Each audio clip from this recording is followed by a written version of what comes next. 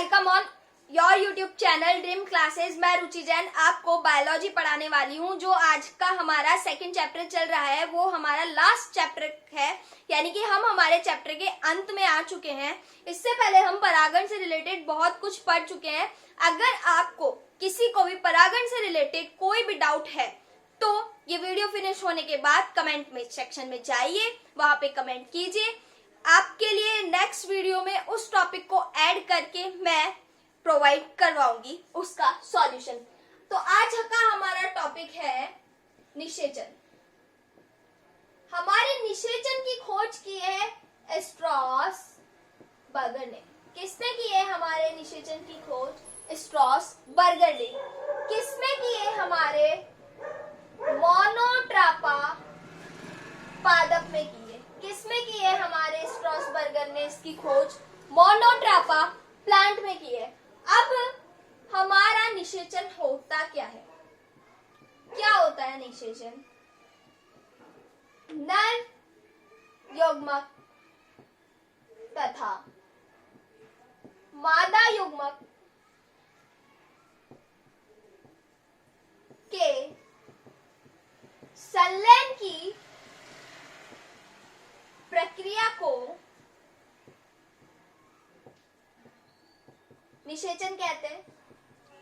क्या होता है निषेचन? हमारा नर युग्मक तथा मादा युग्मक के संलयन की प्रक्रिया को हम निषेचन कहते हैं। अब हमारा जो नर युग्मक है या मादा युग्मक है, नर युग्मक क्या है हमारा? पुंकेसर। पुंकेसर में क्या है? हमारे परागकण। मादा युग्मक क्या है? हमारा अंडक। इनके संलयन की प्रक्रिया हमारे निषेचन फर्टिलाइजेशन कहलाती है। अब जो हमारा पॉलन ग्रेन होता है, परागकण होता है, वहां से क्या निकलेगी? हमारे परागनली निकलेगी। अब इसके लिए कैल्शियम और बोरॉन आवश्यक तत्व माने जाते हैं। क्या माने जाते हैं? हमारे कैल्शियम और बोरॉन हमारे इसके लिए आवश्यक तत्व माने जाते हैं। अब हमारा नेक्स्ट टॉपिक है कि ये जो हमारी परागनली निकली है ये बीजांड में किस तरह प्रवेश करेगी? बीजांड में प्रवेश के आधार पर हमने इसे 3 भागों में विभक्त किया है। आप देखेंगे कि वो 3 भाग कौन कौन से हैं। ठीक है,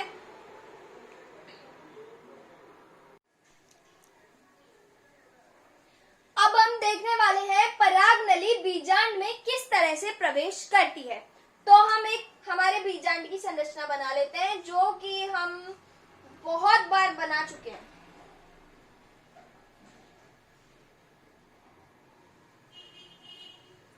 सारे आपको डायग्राम के पार्ट्स लर्न हो गए होंगे कि बीजांड में कौन कहाँ होता है, किस तरह से होता है। परागनली हमारी कहाँ से प्रवेश करेगी उसके आधार पर हम हमारे बीजांड में प्रवेश के आधार पर 3 पार्ट में डिवाइड कर रहे हैं। पहला पार्ट है हमारा पोरोगैमी, चीटोजोगैमी एंड नेक्स्ट है हमारा मीसोगैमी।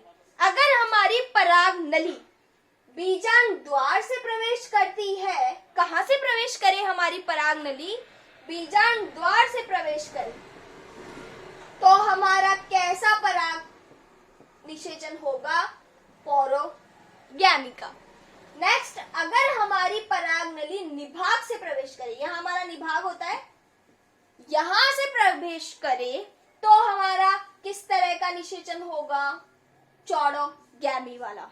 ठीक है, यदि हमारी परागनली अध्यावरण से प्रवेश करती है तो ये हमारा किस तरह से होता है? मीसोगैमी का। क्लियर? Very good.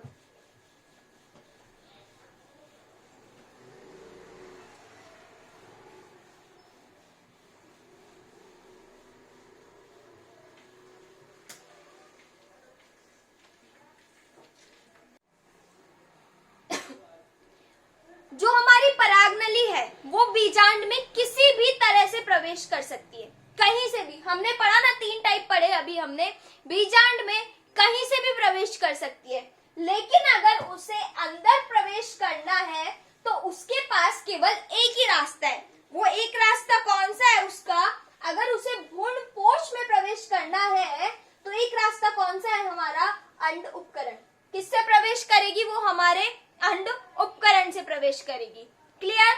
अंड उपकरण से प्रवेश करेगी। अंड उपकरण से प्रवेश करने के बाद वहां पर निषेचन करके वो हमारे केंद्रक में निषेचन करती है। अब हम देखेंगे कि संलयन किस तरह से होता है। जो हमारे युग्मक थे, हमारे युग्मक बने थे समसूत्री विभाजन से, अर्धसूत्री विभाजन से, जो हमारी कायिक कोशिका, जननी कोशिकाओं ने युग्मक बनाए थे।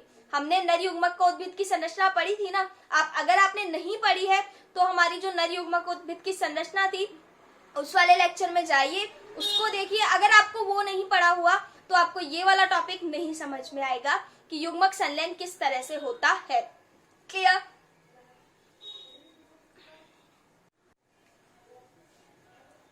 चलिए अब हम देखने वाले हैं कि युग्मक संलयन किस तरह से होता है। कौन सा टॉपिक देखने वाले हैं हम? युग्मक संलयन। अगर आपने हमारा नर युग्मकोद्भिद वाला पार्ट नहीं पढ़ा हुआ है तो आपको ये समझ में नहीं आएगा। पहले आप वो देखिए, फिर आप नर युग्मक संलयन देखिएगा। हमारे क्या था कि एक ध्रुवीय कोशिका थी। अब ध्रुवीय कोशिका में क्या होगा?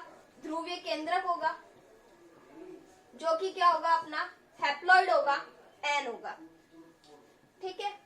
एक और दूसरी ध्रुवीय कोशिका थी हमारी, दूसरी ध्रुवीय कोशिका, उसके अंदर भी केंद्रक होगा, वो भी हमारा क्या होगा? हैप्लॉइड होगा। हमारे एक ध्रुवीय कोशिका होगी, उसका केंद्रक, दूसरी ध्रुवीय कोशिका, उसका केंद्रक, दोनों केंद्रक क्या होंगे? हैप्लॉइड होंगे। और दोनों केंद्रक मिलके हमारे द्वितीयक केंद्रक 2n बनाएंगे। द्वितीयक केंद्रक 2n बनाएंगे। ठीक है।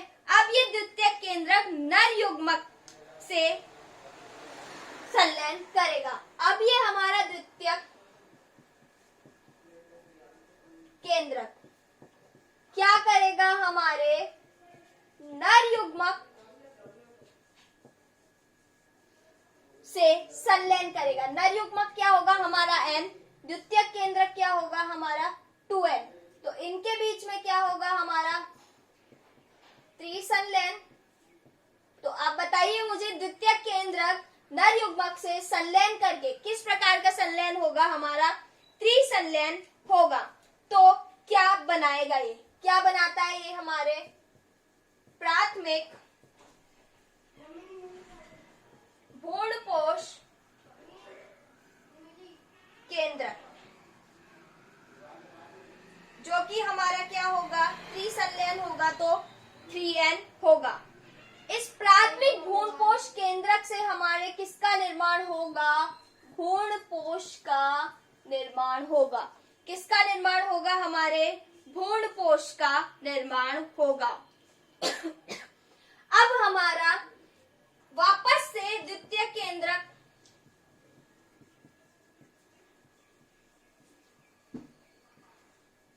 क्या करता है? हमारा द्वितीय केंद्रक इसी प्रक्रिया को अंजाम देगा, लेकिन हमारी एक क्या थी? हमारी द्वितीय कोशिका थी, है ना?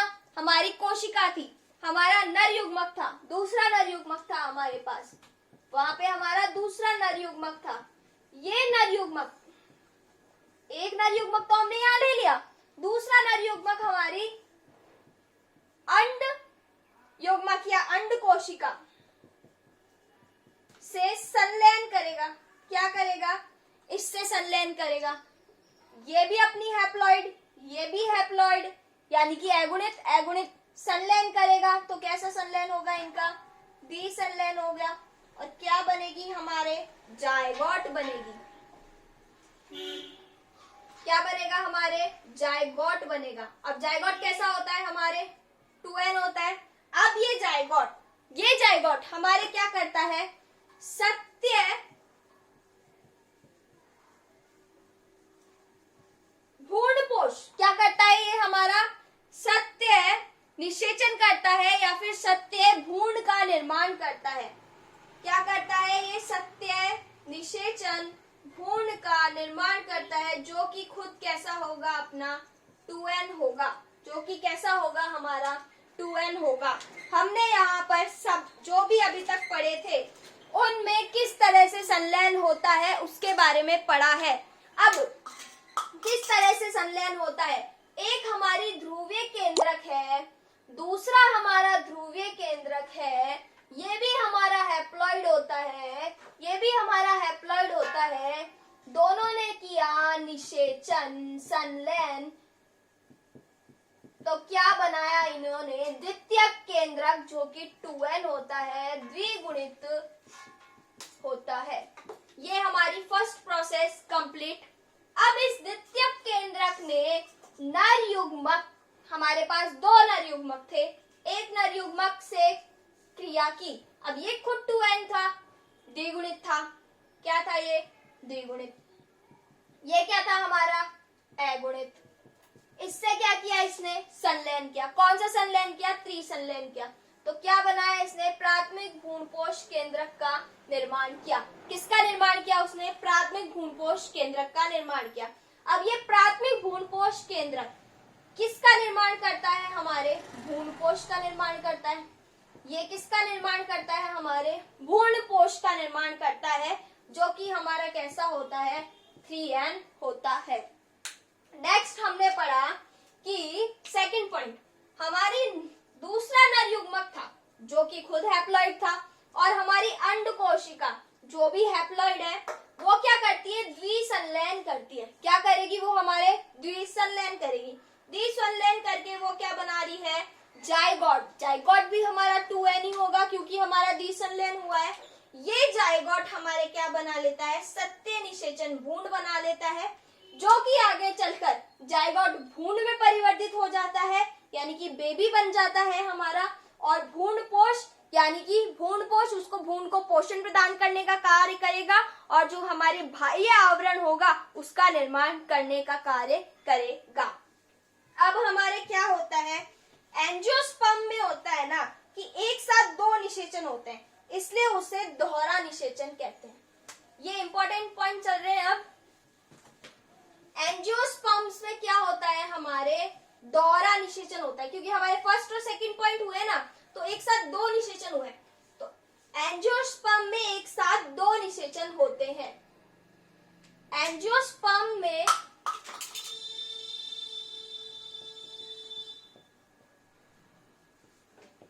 एक साथ दो निषेचन होते हैं, इसलिए इसे दोहरा निषेचन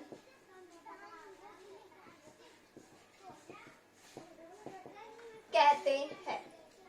अब हम हमारे पढ़ने वाले हैं असंग जनन क्या होता है और बहुभ्रूणता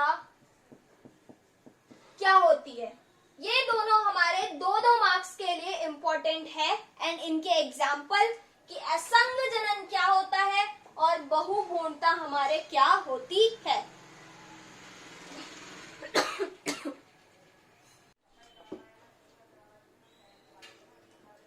मैं सुबह से भूखेगी तो खांसेगी ना। चलिए अब हम हमारा पढ़ने वाले हैं असंग जनन। असंग जनन को हम इंग्लिश में बोलते हैं एपोमिक्सिस। एपो का मीन है बिना, मिक्सिस का मीन है निषेचन। चलिए इन इजी लैंग्वेज में आपको समझाती हूँ पहले, फिर बोर्ड में हम बाद में देखेंगे। असंग जनन क्या होता है, जो हमारा असंग जनन है उसमें एपो का अर्थ है बिना और मिक्सिस का अर्थ है निषेचन, यानी कि जो हमारे बीज का निर्माण होता है वो हमारे निषेचन से होता है, निषेचन से होता है। लेकिन कुछ बीजों में, कुछ फलों में बीज का निर्माण किस तरह से होता है, बिना निषेचन के हो जाता है। बिना निषेचन के बीज के निर्माण की प्रक्रिया को हम क्या बोलते हैं, असंग जनन कहते हैं। इसकी खोज हमारे विंकलर नामक साइंटिस्ट ने की है। किसने की है, विंकलर नामक साइंटिस्ट ने की है। चलिए अब हम बोर्ड पर देखते हैं कि जो हमारा बीज का निर्माण है, बीज का निर्माण है निषेचन से होता है, निषेचन से होता है। लेकिन कुछ पादपों में क्या होता है, कुछ पादपों में बीज का निर्माण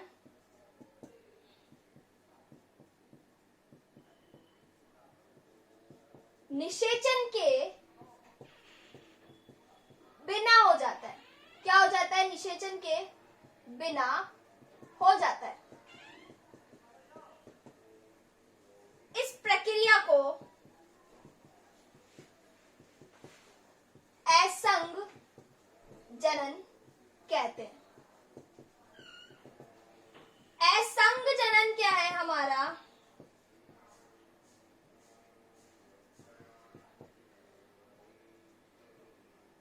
अलैंगिक जनन का प्रकार है। क्या है हमारा, अलैंगिक जनन का प्रकार है। अब इस असंग जनन की खोज हमारे किसने की है, इसकी खोज हमारे किसने की है, खोज हमारे इसकी किसने की है, बताइए आप कमेंट में लिखकर। जिनको लर्न नहीं है बार बार कमेंट करते रहे ताकि आपको ये नाम लर्न हो जाए कि हमारे जो असंग जनन है इसकी खोज किसने की है, विंकलर ने की है। किसने की है, विंकलर ने की है। हमारा नेक्स्ट है बहुभ्रूणता। बहुभ्रूणता क्या होती है, वाले हैं बहुभ्रूणता। क्या पढ़ने वाले हैं हम, बहुभ्रूणता। सामान्यतः क्या होता है कि एक बीज में, एक फल में एक ही बीज होता है, एक ही भ्रूण होता है। लेकिन कई बार ऐसे कुछ हमारे फल हैं उनमें क्या होता है कि एक से ज्यादा बीज पाए जाते हैं, तो उसे हम क्या बोलते हैं, बहुभ्रूणता। किसी भी फल में एक से ज्यादा बीज का पाया जाना, एक से ज्यादा भ्रूण का पाया जाना हमारे क्या कहलाता है, बहुभ्रूणता कहलाती है। बहुभ्रूणता की खोज हमारे किसने की है, ल्यूवेनहॉक ने की है। किसने की है, ल्यूवेनहॉक ने की है। किसमें की है, सिट्रस में की है। हमारा नींबू है ना, उसको सिट्रस बोलते हैं। नींबू में कितने सारे बीज पाए जाते हैं, तो हमारे बहुभ्रूणता की खोज ल्यूवेनहॉक ने की है।